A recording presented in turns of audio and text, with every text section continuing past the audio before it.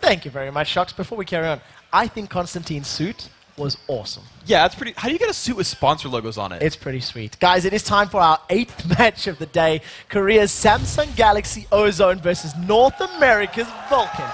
And for ManCloud and his team, they come into the showdown off a big win over Fnatic in their first match here at Worlds. Exactly. Vulcun looked great. They started off with 2 kills at level 1, and they kept that pressure up, finishing the game at just over 31 minutes, and they were led by ManCloud.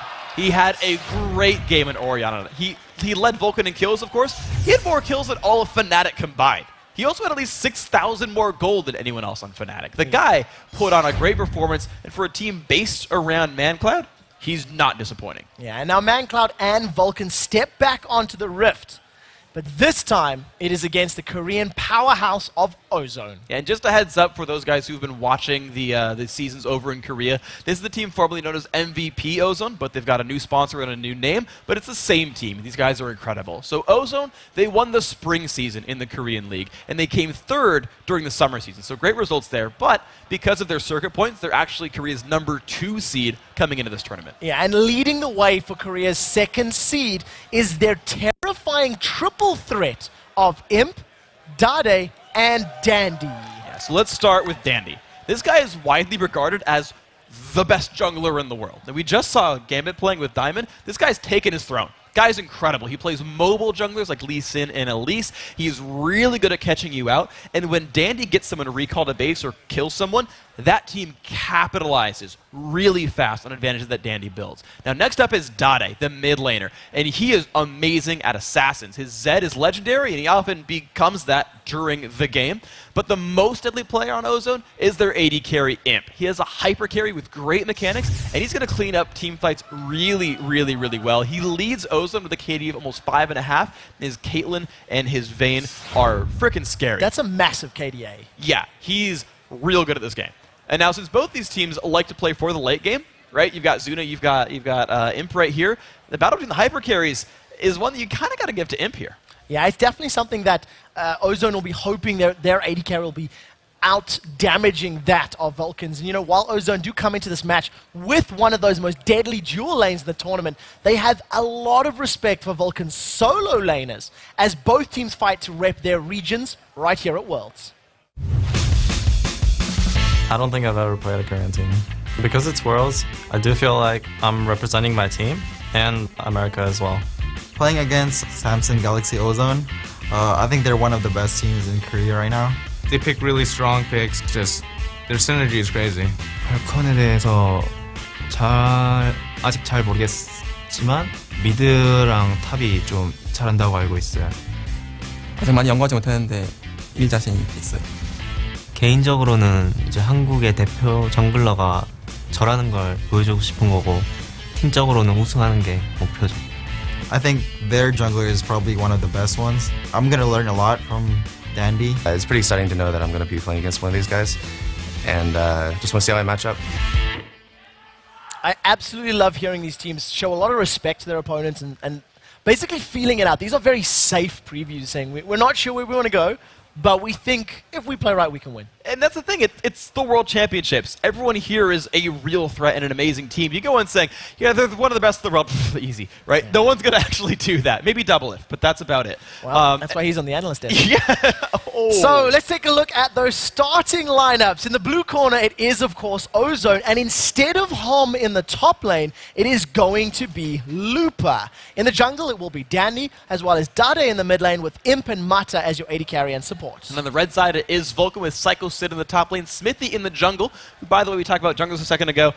Double thinks he's better than Dandy, so this could be interesting. Of course, ManCloud in the mid lane as well, Zuna on AD carry, and Bloodwater on support. So you talked about the respect these teams gave to each other, and it's interesting to look at, right, where they're like, all right, so Looper apparently has been doing really well in practice games, by the way, replacing Om, and so he's going to be all kinds of scary, but also Dade is crazy. And they just said, well, but Vulcan's top and mid are also really good players. Yeah, we're about to jump into Champion Select, and one of the areas where Champ Select is very difficult for both of these two teams to deal with is the fact that there is a fair amount of shared champions across the board. I mean, as far as the mid laners are concerned, they've both got a love for Zed. They've both got a love for those assassins, but they can both play such a multitude of champions. Similarly, for the junglers, I mean, we've been hearing Xmithy and Dandy. You know, Xmithy is like Dandy Light, according to Monte Cristo, and Xmithy is Dandy Super Saiyan, according to Double Lift. They both play Lee Sin, they both play Jarvan, and they both like that sort of roaming, ganking, but can still farm, you know, control style. You're right that there's actually a lot of similarities down the line. So we look at Xmithy, right? And okay, so Dandy made some of the first waves. It was like, all right, so Diamond and Insec are like the guys, and you look at them and they're really incredible. And then Dandy kind of showed up, I don't want to say out of nowhere, because obviously he's been good for a while, but he kind of took the throne over as best jungler sort of recently. And Xmithy, to be fair, he was not that great during the spring split and really stepped up his game during the summer. All of his teammates call him the most improved player. A lot of the guys in NA call him now the best jungler in NA. And this is just like a mantle he's taken up now, and you've now got a battle of, in a lot of cases, the best of their role per region. And you have to highlight his performance earlier in the day. His Vi was spectacular. Yes. When he was needed for ganks, he was at the right place at the right time. His assault and batteries, you know, hit the right target. He didn't tend to dive into fights that would then cost his life. And, you know, to be fair, Vulcun were very far ahead, so it becomes particularly difficult to jump in and lose a fight. But the point still remains. He played them right. He played his role correctly. And that's got to be a great confidence boost going into this game. It definitely is, and we've always made the point that like it's easy to be a good jungler when your team is winning because you'll get so much golden experience from all your ganks succeeding and you having always control of the jungle and always getting the dragons and turrets. It's wonderful. But Xmithy has actually made those happen for his team, and that makes him such a good player.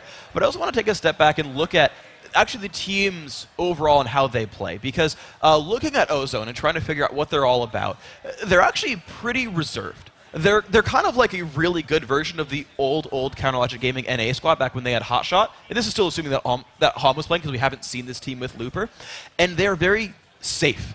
Now, they understand the map incredibly well. They know what advantages will open up and what things they don't have to care about. And then they'll attack when there's some kind of opening. But compared to a team like OMG, who just makes opening and just puts a crowbar in there and says, the door's open now, let's go! Ozone, thank you, waits for the door to open. And then we'll walk through it, and then walk through it very cleanly. And when they try to close out the game, they'll often like kill 2 Barons and 4 Dragons while still holding a lead, and close the game out. They take their time winning the game. Whereas you look at Vulcun, and they actually didn't lose much time closing a game out, which can be really important because you'll see comebacks in this tournament. Yeah, that was very, very important against Fnatic. They really did not waste the lead that they had generated. I want to go back to something you touched on during the course of the discussion about Ozone, is the fact that Ohm is not playing. It is Looper in the top lane. So Looper is a player that's been on the roster of Ozone throughout the course of the OGN summer season, but didn't actually play a game in Champions. You know, Monte Cristo was talking to us about it and said, well, he hasn't played a game professionally. We've heard through some of the players that he's been playing some Cannon top lane, doing very, very well. And what I want to highlight is the fact that in that previous game, Psycho Sid played Nasus top lane fantastically well. That was one of Ohm's signature champions. So exactly. If Vulcun want to pull that similar sort of strat or that similar sort of composition out again, Ozone are going to be well aware of the ins, the outs, and most likely would be able to theorize a counter to it. Yes. Because it used to be one of their mains. And that's the interesting thing, actually, is basically in that first game, Vulcun was forced to blind pick their top lane.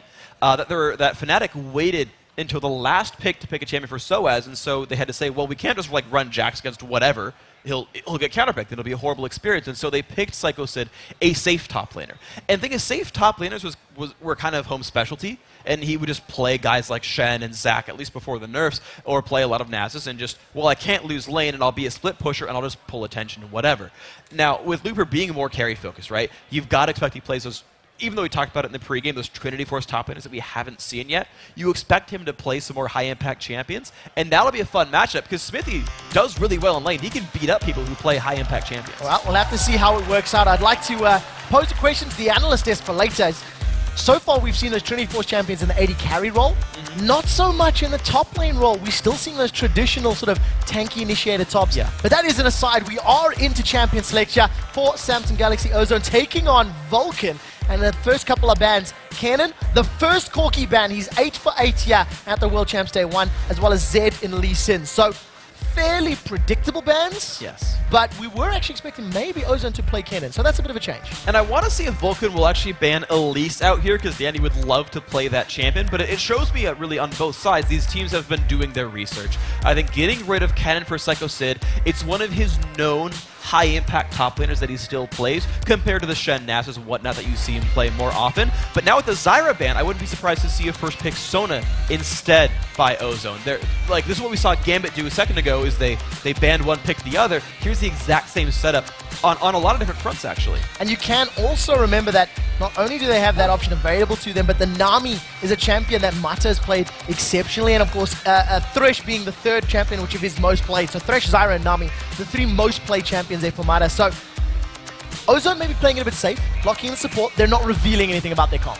There's a lot of really interesting steals going on, though, so I actually expected the Sona to come through, because that's the more frequent champion for Bloodwater, but now he gets to wait till last pick and just do whatever the heck he wants. With Zed banned out, though, letting ManCloud play Ahri lets him put out so much pressure over the map, and I think he'll be a lot more explosive than the Ahri we saw from Alex Ich. I think ManCloud's going to make a lot of plays throughout this map, and it's actually pretty key for him to win the matchup. Additionally, they got Shen on top of that. And if they're playing Assassin versus Assassin mid, we'll talk about that if they lock it in.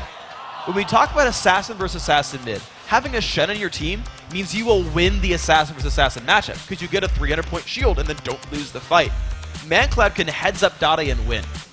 Straight up in this game. Well, we'll have to see if it can work, because he will need the piggyback of Xmitty. There's a big window of opportunity if that is not available. Now, we did see the Rengar hovered over for a second. We're all still waiting. It's been a long time. I think IPL 5 probably the last time that I can remember seeing a Rengar in competitive play. This time around, however, Ozone have locked in Jarvan for Dandy. It's going to be one of his go-to champions. Lee Sin was taken away from him. And, of course, the Caitlyn being secured for Imp. Arguably, Imp's strongest AD carry between maybe Caitlyn and Vayne. Sure. And I would think Caitlyn. I mean, those are definitely his two, but right now Vulcun said we wanted you to get Caitlyn. That's the only reason they banned Vayne, because they want that Cait to come through and say, we know how to deal with this. So with Vulcun, this is interesting because they know the bottom lane. They know it's Cait Thresh and can pick whatever they want into that, or simply lane swap and pick a 1v2 that's good against that as well. Or I guess they have Shen, but they've now picked a bunch of Die, and Vi, Shen, Ahri is all kinds of scary. At level 6, they can all in the mid laner, and Dade will almost definitely die. Unless you have amazing Spidey sense from Mata, he's going down. Something that we've talked about extensively, you know, when Oriana's locked in, is the Oriana ball delivery system. This is a Shen delivery system. No matter who he piggybacks on the back of, he's getting to his target. He is going to be in range to land that taunt, because, you know, if that Assault and Battery lands on the likes of Imp's Caitlyn, for example, there's nowhere to go but a Shadow Dash taunt from Shen once it arrives. We do see that Ozone are saying they've locked in their top laner. We are going to be singed. I know this will be making Joe Miller extremely excited. And for the time being, Dade is toying with the idea of Ryze. Now, Ryze was a champion that was, I don't want to use the word fameful, but was picked as a counterpick to Ahri several weeks ago. And you know, just that Rune Prison ability to lock the Nine-Tailed Fox in place. Yeah, we're going to take the last couple seconds to make sure he is going for this one. And the Ryze pick, I think, is a kind of a stopgap to say, look, you guys can burst people out really hard 1v1. And if I run an Assassin in the mid lane, I have to fight the Assassin plus the Shen, so let's not go for that matchup. Let me pick someone who's going to want to farm. Let me pick someone who sits in the back, last hits minions, gets big, and then gets un-one-shottable. And then we'll go from there, and I can carry late game, and that's actually a pretty smart idea here for Dade. But what's interesting is Vulcun forced the Caitlyn in there from Ozone. Caitlyn, compared to Vayne, is much worse at escaping Vi Shen than Vayne, because Vayne can turn invisible, can nest with the Vi, can push the Shen back, and get out. And Imp is good enough to do that in like literally 1v2. Caitlyn, less mobile, right? It's much easier to break 90 caliber net than tumble, much easier to break her down, and there's not really a ton of peel for him, so they can remove that late game AD carry threat. Zuna, meanwhile, is on Ezreal, and that guy can kite anything. So in theory, it sounds like you're liking the Vulcun pick so far. I do like it. The question is, how are they going to close this one out? So they have decided on that Sona for last pick. Took a very, very long time to lock that champion in. And it is, of course, one of Bloodwater's most played champions. Yeah, you might as well wait a little while on the last pick right there. You say, look, we got 60 seconds. We want Sona? Yeah. Okay, take the next 50. Are we sure we want Sona? There's nothing else to do except make sure you're ready to go. It's kind of the most important tournament of their lives. They might as well make sure their picks are good. But yeah, again, going back to the picks, I was surprised that they banned Zyra and then just said, screw it, we'll pick Thresh, because Florboda's happy to play Sona. It's one of, if not literally, his most played support in competitive play. So they know this matchup. They know how to play this one out. And honestly, again, I go back to it. I like Vulcan's lineup. They've done one thing very well. But we'll go back to what Ozone's going for. These Singed versus Shen matchups actually really good for Singed. Singed needs to get a bunch of gold, and Shen can't threaten him out of lane. So Looper will get big and threatening and scary. And when you're dealing with Assassins, Assassins don't want to focus a Singed. So he'll get to run to the back line and wreak havoc. Well, I imagine both of these teams will be considering 2v1s. We'll see who pulls it in their favor. Let's take a look who you guys think is going to win this matchup. According to LOLesports.com, 67% of you agree with the analysts and think that Ozone is going to be walking away the victor. And as we said, 4 out of 4 in favor of Ozone. Now, to be fair, votes were locked in prior to seeing Vulcan's performance against Fnatic. Okay. And I'm sure we'll be hearing them either saying they wanted to change their vote or, jump ship. So no well-researched picks for these guys. just the blind research, and they're going to hope it worked out. I did like, though, that the Corki ban came through, right, seeing, oh, they played this in the first game. Let's actually remove that option right here and let it play his standard champions. But the game is afoot, Trevor. So, ladies and gentlemen, this is, of course, the third game of Group B, the 8th game of Day 1 here at the World Championships, and the first time we will be seeing Ozone take to the Rift. They've got a very beefy, tanky front line in Singed, Jarvan, and Rise. And my biggest concern here for Ozone is how long it's going to take him to get to that tanky survive damage status that Vulcan's going to not be able to unshottable them. Exactly. That is the difficulty, because the mid-game sort of jungle aggression, the ability to tower dive and force picks is definitely here for Vulcan. But as you sort of alluded to, an assassin-heavy team from Vulcan doesn't like killing tanky targets. But with Rise, with the Singed in there, and even Jarvan to an extent, those are tanky guys who don't care that much about Ahri Burst, Vi Burst, or any kind of damage that Shen puts out. Well, we do see Vulcan with some very, very deep wards. Vulcan, dare I say it, pulling an Ozone with that lane ward, going to give them vision of Ozone's, whoever runs to that bottom lane. And it's going to at least tell Vulcan where that solo and duo lane is going, allowing them to make a decision on the matchup that they want best. And what's interesting about Vulcan's level 1 is they actually diverted or differed from their standard level 1, because MVP, or not MVP, sorry, but Samsung Ozone actually pinged the expected ward positions from Vulcan and got each of those brushes wrong.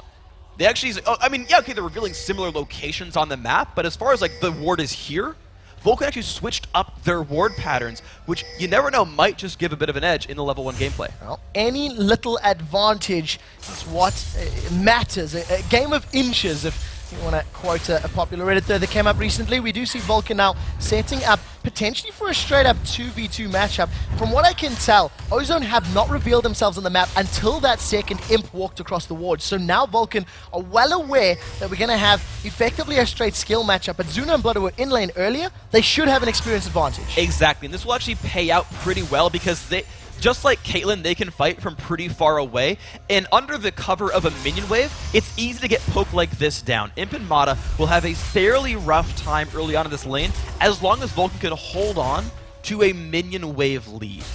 Well, we'll have to see how well Zuna can do at last hitting. Mechanically, arguably one of the best as far as the North American AD carries go, and right now he's facing off against one of the best Korean AD carries. Arcane shifting forward very aggressively there.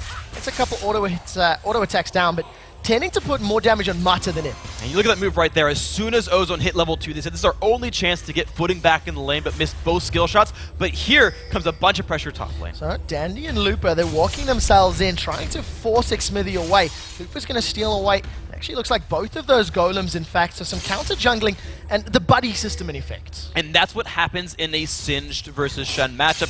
Singed pushes harder, and when you push your lane, you free yourself up to make moves around the map. That is an incredible read there by Dandy. A lot of players really love how intelligent he is about reading jungle patterns.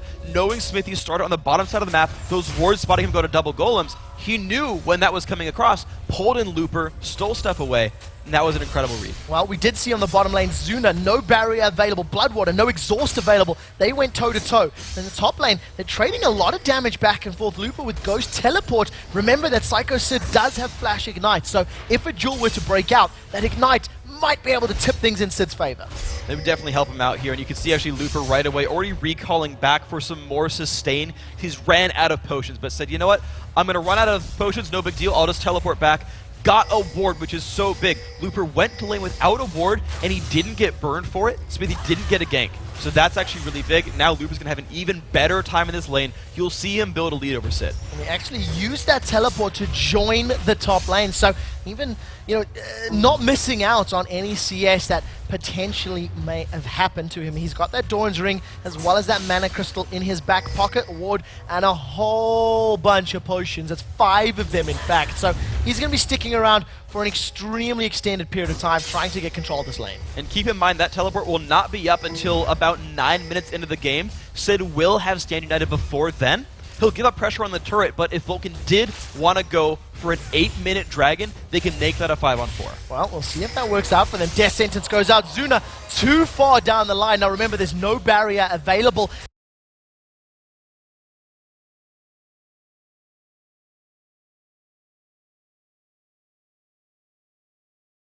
The flame misses. Zuna was off to the side. He gets knocked up into the air by Dandy, but he's going to be able to get out cleanly. Ignite is ticking. It does look like he survived thanks to the potion and a heal. Well, there was no Ignite. Just the damage over time. It worked in favor, and Zuna got away. Alright, so very, very tricky though. Ozone are doing a much better job with lane pressure. Dandy's made his presence felt twice now. He counter-jungled the top lane, got a little bit ahead of Smithy, has now ganked the bottom lane and forced the summoners and a lot of turret pressure down in the bottom lane. So Smithy needs to answer for this because Dandy's making all the moves. Well, all in favor right now. 18 CS to 32.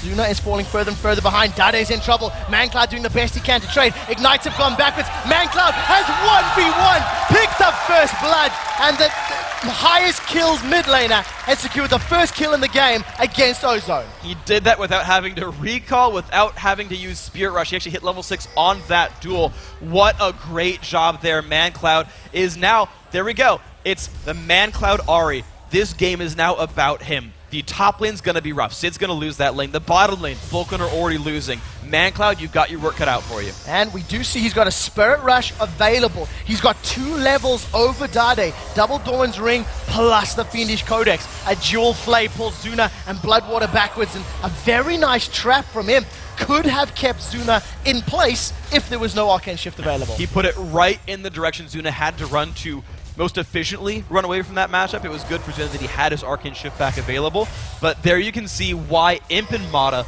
are the most feared dual lane in Korea. An 18 minion kill lead early, despite being the ones pushed. They managed to build that lead. They were ahead before Dandy even showed up. Imp's going to get to reach that late game status, and Zuna's going to hope that the Trinity Force spike is enough for him to have some presence in this lane. Well, we'll have to see how quickly he can get there, because at this point in time, he is very far behind as far as that gold is concerned. Mancloud is moving his way towards that top lane, does put a ward down. That's a pink, in fact, as well. And, Dandy, pretty well known for the quantity of vision he places around the map. The early pink wards are so important for these teams because pink warding those brushes, those are these standard ward spots for either team. This says Vulcun wants to know where the mid lane roams go, but also deny vision of where those mid lane roams go. They're guaranteeing Mancloud can make his way around the map. Well, we'll have to see how efficiently those roams can work, because it's really all on him. 7.5 minutes on the clock. We did hear a little bit of whispers of maybe an 8-minute dragon. As you can see, Psycho Sid does have Stand United available. The duo lane is there for Vulcun if they wanted to challenge it. Mancloud goes forward. The charm doesn't land. He manages to sidestep from the knockup, goes back in and putting a lot of damage onto Dade and Dandy. And this lane is definitely in Mancloud's favor. And he put Dade at no health and no mana, and he does not have a blue buff. The mid lane's been forced to recall back. Sid has Stand United. This is a theoretical opening for Vulcun, but unfortunately their bottom lane's in no shape to go for it. Well, we do see both members of Vulcan's bottom lane recalling right now. They're going to back away, pick up a longsword, a couple of potions on both of them, in fact, and really want to make sure that they don't get caught out by Dandy's job, and they do not want to run the risk of falling even further behind. They're going for the blue buff. Smithy's already got his way through the jungle. He knows Dandy's come across the wall. They're going to be able to single out Daddy. They're going for it. Assault and Battery slams Daddy into the ground. Here comes Shin. Stand United is up. Vault Breaker's forward, denting close, but that doesn't manage to land the taunt. Psycho Sid's Ignite will be enough to close it out. A flash away from Smithy as another charm goes wide by ManCloud. Now Spur Rush is not available, nor is there a flash. The poison is ticking and Looper is running loops around ManCloud. The poison's going to be enough to pick it up, but that's a lot of damage onto Dandy. If there was a little more auto attacks, he could have traded back and forth. He was about 50 damage away from picking that kill up. I was surprised to see that coming in, but you can just see Vulcun focusing their attention. They have an early game plan, and they've built an early game lead. Vulcun, they're a good early game team. I'm surprised they didn't get to steal the blue, unfortunately for them, but the Looper roam without teleport, that was important. Well, we do see Looper. He's returned to his lane. 78 CS. He's got that Catalyst to Protector completed. He now has a blue buff as well. So it's going to be poison all day long. And he's going to be making Sid's life incredibly difficult up there. And now remember that also, yeah, exactly, that Sid doesn't have a Sunfire cape. He had to go early matter just to survive the duels that might come out against Looper. So he will repeatedly shove to Psycho Sid's turret, and the teleport advantage is there for Looper. Vulcun has to sneak this dragon because they can't take it otherwise. Well, they do have vision control right now. Ozone has absolutely no idea this is going on. There was some blue team pings in the tri-bush. We do see Dandy coming around the side. He's farming up his Wraith Clampers.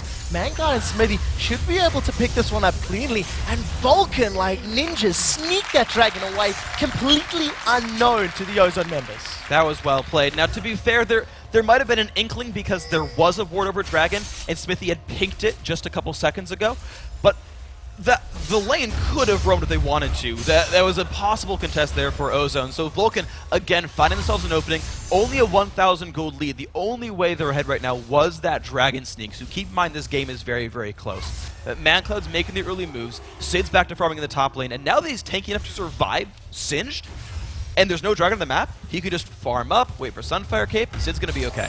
Remember that we're talking about how powerful Vulcun are in the early game, talking about how good ManCloud is with this Uri, and you know, Ryze is a champion we haven't seen much of since the Tier of the Goddess changes, which slowed the stacking on that. It delays his power spike. You see Martin inputting a lot of damage onto Zuna as he's alone in lane.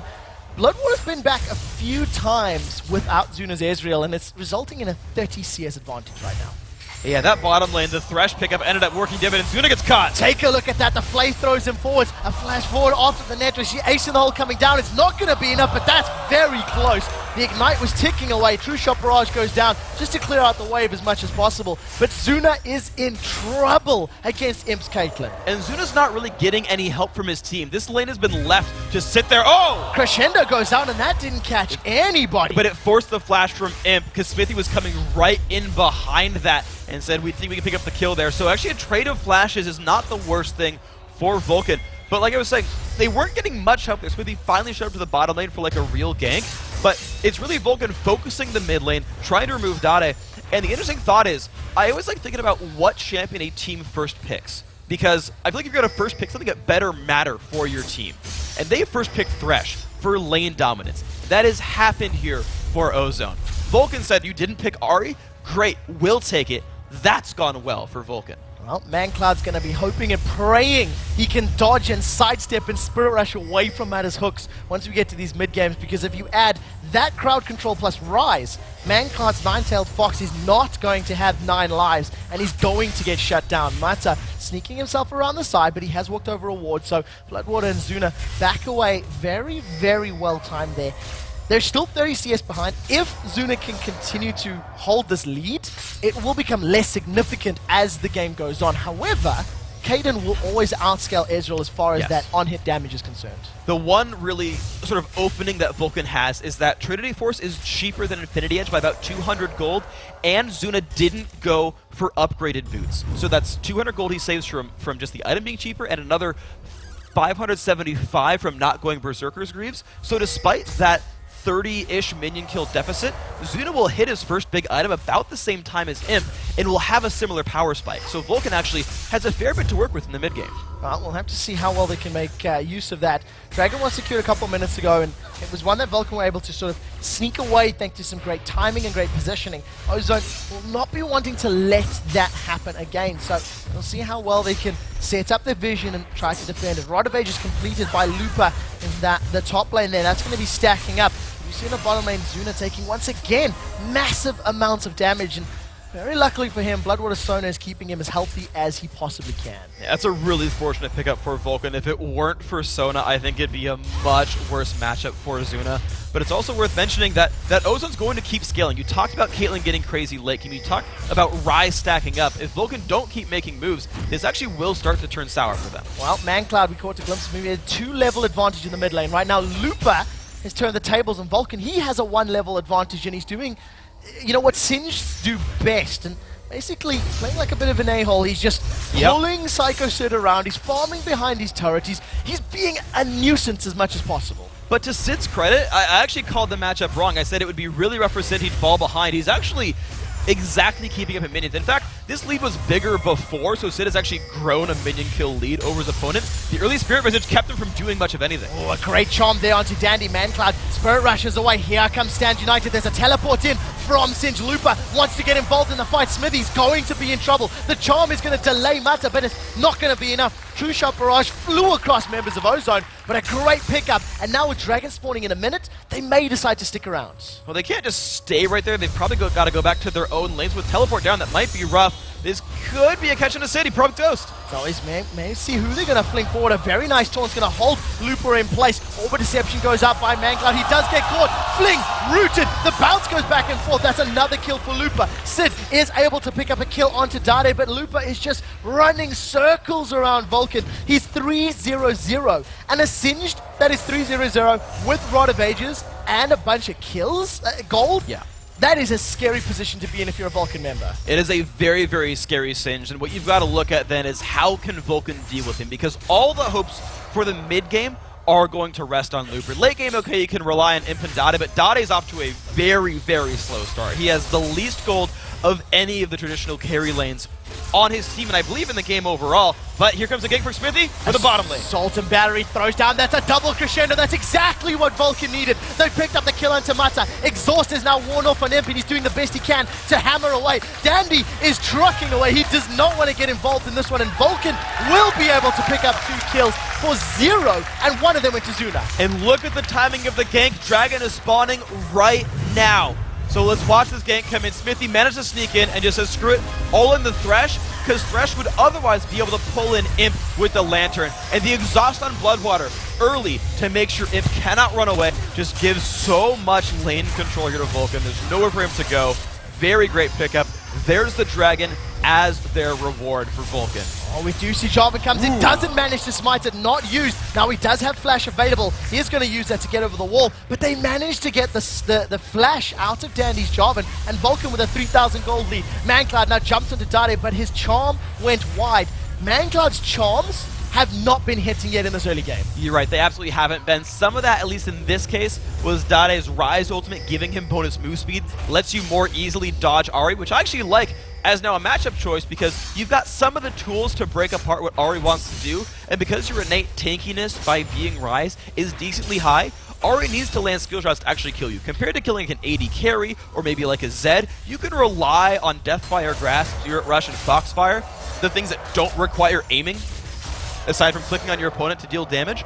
With Ryze having enough health, she must land skill shots here, and he can dodge them. Aiming can be very hard at times. Zuna and Bloodwater hold onto their tower for a few more seconds. That tower is within inches of going down. And we do see Psycho Sid is once again going to get flung over his shoulder. Sid is just going to say, look bro, I don't care. I want to farm. Throws out a couple of blades, and they're basically just going to keep trading back and forth a little bit. 155 CS to 156. This is even as it's going to be. And basically, both of these champions want to impact the mid-game. Dandy's going to try and get involved here. Does walk across the ward, actually doesn't even hide himself anymore. I think the focus is definitely going to be this tower. Yeah, exactly. Dandy showed up to make sure they had enough people to make that fall down. Ozone getting the first turret of the game. And that is one thing that Dandy does well. Monte Crystal calls it ganking for pressure. It's making sure his team has the numbers advantage to make objective leads. Ozone plays for objectives Dandy ganks to get pressure over this. Well, Mata and Imp are going to be able to secure the red buff there. Now Smithy is in a little bit of trouble. He slams Imp into the ground. The lantern is available. Imp takes a ride in the dark passage, gets out cleanly. Now Smithy's in a little bit of trouble. Does manage to get taken out by that ignite. Imp is now being jumped on by MagCloud. Should go down in the background. Zuna, Bloodwater, and Sid are onto Dade. He has been dropped. They now turn their attention onto Mata. He has now been dropped. That's a double kill for Bloodwater. The taunt does manage to catch onto Dandy as he flag and drags out to safety. While all of this is going on, Lupa's in the top line. The true shot barrage manages to pick up the kill. Zuna gets out with 100 HP, but Lupa is left untouched. He's going to get himself a tower for this one. Vulcun 4 for 1, but they lose the tower. But that was so good for Vulcun, and that is cooldown reduction at work for you. Stand United, much shorter cooldown than Summoner Teleport. Smithy just manually start this fight, knows he has Shen on his side. Watch this Lantern, though. That's a really, really good disengage right there, and it forces Smithy out of the fight and actually drops down. Imp, unfortunately, has nowhere to go. ManCloud just is able to solo him out. But watch Zuna. Takes a lot of damage, just flashes in time to not take the Cataclysm damage at all, and then it's just mop up here. Vulcun, honestly, that's just like so well played, and making a 5v4 is just impressive. Vulcun landed every single ability they needed to. The taunts from Sid locked them up. The crescendos from Bloodwater have been so good so far. And look at the power spike. Trinity Force is done for Zuna. Infinity Edge is not done for Imp. Imp actually has enough money now to go back to base and buy it, but there's still this window until Imp goes back. Vulcun has controlled the map, even just from an 80 carry standpoint. Well, 3,000 gold in the lead for Vulcun. They are sticking true to their team's abilities of generating advantages early. This time, however, it is significantly less than what they did against Europe's Fnatic. And the question is, how do they now contain the Singe that's going to be split pushing? How do they deal with him and still control Ozone across the rest of the map? Well, it's Psycho Sid finishing a Sunfire Cape. That was necessary to have him put pressure on the map. ManCloud gets caught. This is exactly what he didn't want. Mata secures the kill, and that was the CC chain we talked about. And he stood on top of a pink ward to do it. That's so important when playing Thresh, is making sure that if you're going to get picks, and the only guy to get picks in this team is really the Thresh, you get the vision ward control you need to make sure you're casting them from Fog of War. And this is now Ozone still trying to push. The most important member of Vulcun is dead. Oh, we do see a Flake coming back. Now Smithy's going to throw himself in. Assault and batteries down. Crescendo does catch Imp on the backline. Shane is here. Now Zuna's joined the party. True Shot Barrage goes across. Zuna picks up the first. Teleport's coming down for Lupa. Let's see what he can do.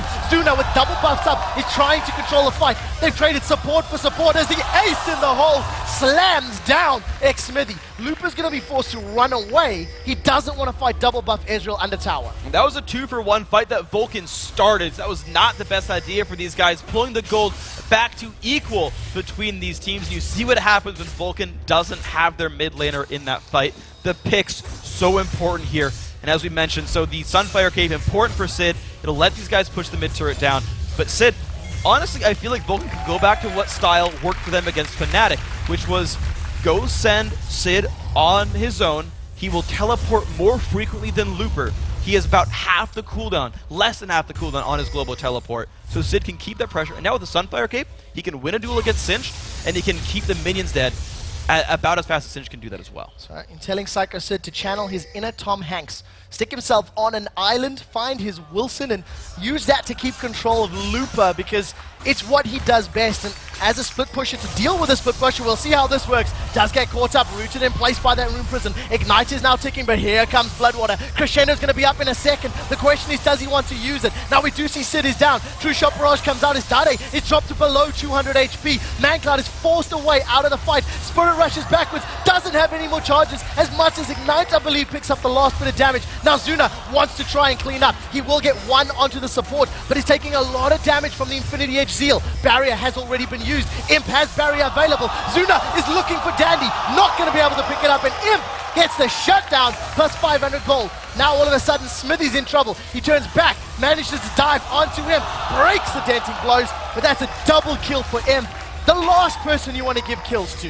ManCloud got greedy in that fight, got himself killed trying to pick off Dade, the tanky mid laner, pulling enough attention, pulling enough of the damage, and getting out. Let's watch this fight. So Sid gets caught. He's going to try to run away. That's fine, but it starts the fight for Vulcun. Here comes the rest of the battle. The engage comes in. They try to dunk Dade. Watch ManCloud here. Says, I think I can get Dade. Oh no, Flay, knock up. No, I can't. Imp. Oh wow, uses his escape to get into the battle to deal the damage that he can. Mata gets picked off, but Zuna has nowhere to go anymore. Crescendo is 10 seconds away from being up right now. Can't cast it. Watch this knockout from Dandy. Flashes to get it. Zuna just can't find the damage. Yeah, not going to be able to get that last hit. Zuna gets taken down. That's actually his first death of the game. So considering how rough this game has been on Zuna, you have to give him props to have only gone down this late in. Kills are 11 to 11. Towers 4 to 2. But now Ozone have a gold advantage. They are 1,000 ahead. And look at those kills. 3 on Singe, 2 on Rise, 4 on Caitlyn. Dragon is up, and it looks like Vulcun want to contest this one. But he's going to charge that Volt Breaker up. Ace in the hole comes down. That does nothing to Psycho Sid. In the background, Smithy is going to slam Mata down onto the ground. True Shot Barrage comes up. That's a 3-man taunt. Dade's the first target as ManCloud is forced to run away. Stand United is now being channeled onto ManCloud's Uri. He should be able to back away for a few more seconds. A great taunt from Sid is keeping Lupa down, but the poison is going to pick up the kill. In the background, Imp continues the chase. Now Dandy wants to get on Psycho Sid. He has knocked him up in the air. Zuna goes forward. The death sentence lands onto Bloodwater. This is a messy fight from everybody. Mata flays them backwards. Piltover gets 1. Dandy gets 2. Psycho Sid's going to be number 3. And Ozone ace Vulcun to have a convincing team fight win. Absolutely incredible team fight by these guys, and the lack of tankiness on Smithy just kind of got picked off. He dove in to the Samsung Ozone team and got obliterated first. He died without being able to do much of anything. And from there, it's a 5-on-4, and you saw crowd controls land. The extra tankiness of the Ozone lineup paying off there. They don't get bursted out. Imp is safe in the back lines. Watch this. Smithy has got nowhere to go. Just explodes right here. Dade puts so much damage onto him. Dies before he can finish killing off Mata right here. And there comes ManCloud. Just gets pulled in. Not able to do anything. Again, just forced out. Tanky Singe gets charmed, gets taunted, gets hit by Zuna. Doesn't matter. He's so tanky, he gets the pick up on a ManCloud. That's how you win the fights. And now, watch this fight with Imp and everything. Gets exhausted, has to flash, gets to safety just enough, and then Zuna can't deal the damage. It gets body blocked by Thresh the entire time. Vulcun are sneaking the Dragon, but they're going to get fought again. So Dragon's been picked up. Lupa charmed up by ManCloud. It's going to Spirit Rush. He gets flung backwards. Third proc is going to be needed to get over the wall. Now Lupa turns his attention over to his Smithy. Has now decided to teleport. He's teleporting up the lane. Zuna wants to be his target. He's turned backwards. A flay onto ManCloud. He's going to get Rune Prison in place. Now Zuna is doing the best he can to get away. Smithy's running left. Zuna's running right. Zuna's down on the bottom lane. Dandy has caught him. Look for the knockup. This is the question. Pinkwood goes down for Vision. Imp with some massive criticals. Another knockup from Dandy, and they close it out. It's not over yet as now Dade's been caught out. He's miles behind. He is sticking around in the jungle. Flashes away from the taunt. Sid is now forced backwards. You can see the Rune Prison holding him in place. Death Sentence, is it going to land? That is the question. Is it going to connect? No, as it goes just to the right. Rune Prison not syncing up with Mata's Death Sentence, but Ozone have Vulcun's number right now, and they are running them in circles. Ozone team fought better time and time again. They were in position. They actually got the catches. They controlled the vision well enough to keep finding the opening and forcing Vulcun into bad fight time after time after time after time again. ManCloud now 2-6-3. Never able to make the plays now. Early lead wasn't able to capitalize, and now Bloodwater's caught. That's massive damage. 3 bullets, 4 will be enough to close it out, and the last hit actually goes to Dandy. Crescendo wasn't even available, and all Bloodwater wanted to do was ward. Now with the number disadvantage, Ozone may set their sights on inhibitor turrets. They've got the people to do it, and a Caitlyn with a bunch of items is really good at removing these things from the map. Traps start coming down to make sure the engage is not really going to happen for Vulcun. But honestly here, this is just a siege that will likely work for Ozone. They've got Baron buff, and a lot of item advantage. Oh, we do see Insanity Potion has been drunk there by Lupa. He's taken a lot of damage. He gets taunted up, but Sid, that's not the target you want. Imp is hammering away from the backline. Death Sentence goes out, doesn't connect. Xmithy eats the ace in the holes. You see Sid does get dropped in the background. Stand United was not even used in that fight. Mancloud's doing the best he can to fight, but Lupa is just running through everybody. That's the third kill of the fight, as now Zuna is down. And without an ultimate available, Mancloud's going to have little to offer in defending this Nexus. The first turret falls, the next turret falls, and Vulcun, they look good in some places, but not good in others. And right now, Ozone are going to be picking up their first win carrying Group B. Yeah, a little bit of a cheeky kill at the Fairy end there by Mancloud, but Ozone played that one right. Okay, Ari got picked up. All right, you got a lot of those high-profile champions you care about, Vulcun, but Ozone putting together a tanky lineup that could withstand the Ari, basically keep Mancloud from honestly having a high impact in the game because he's physically unable to deal enough damage to remove them. And then the team fight mechanics are around it for Ozone. Singe comes in, takes a bunch of damage, gets out. Jarvan comes in, takes a bunch of damage, gets out. Then a fling or a knockout comes into the right target, and the entire time, Dada is just landing damage. Doesn't care who he hits, he's Rise, he's hitting abilities over and over and over again, and no one is able to threaten him, because if you walk in range, you're crowd controlled and killed. Such a great composition from Ozone, even though they fell a little bit behind in that mid lane. You know, Mancloud really, really stepping up to the plate when his team needed him. But there was just no answer to that, Singe. There was part of me wishing the Jarvan was in Vulcan's hands, that when Singe was running around, you just lock him into Cataclysm and peace out of there with the flag and drag. Yeah. But the fact that Lupa quite literally won Ozone that mid game, Yes. is basically what turned the game completely in their favor. And the change of top lane player, I think, means so much for this Ozone squad.